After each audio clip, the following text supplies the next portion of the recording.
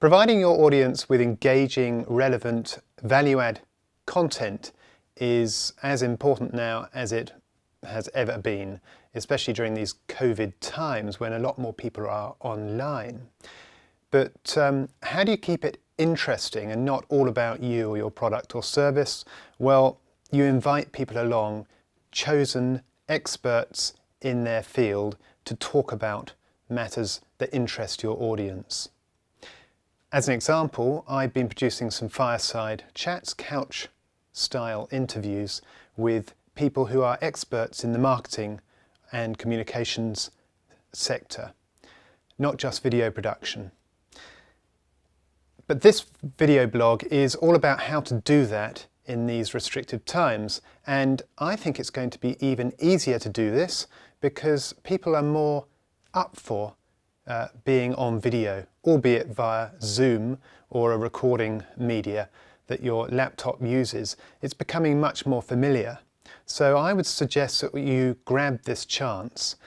Here are some tips as to how to go about your interview style video production online. So firstly, nothing changes, all about preparation. Prepare your talent with everything from the time you propose to conduct this interview to the look and feel, what they should be wearing, and more importantly, what content you're going to cover. The first question they have is, certainly I'm up for doing this, but what would you like me to talk about?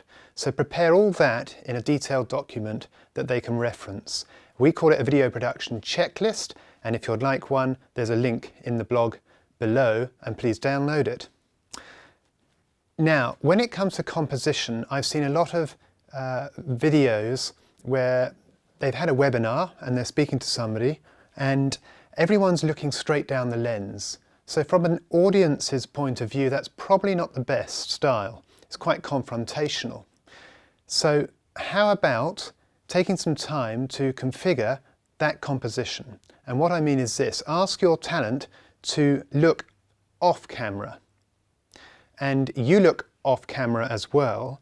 And with a bit of trial and error, you'll see that from an audience's point of view, it actually looks physically like you're talking to one another.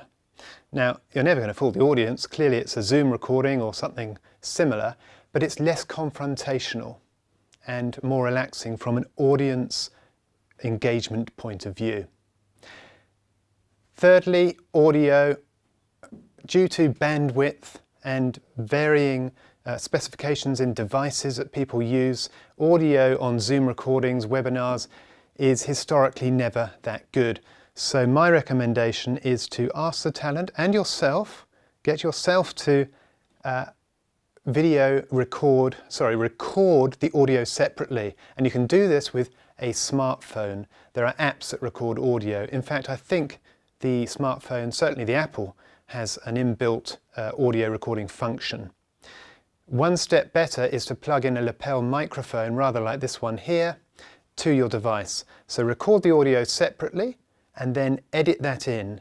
And in most cases, it will replace the audio that the computer device has recorded for you.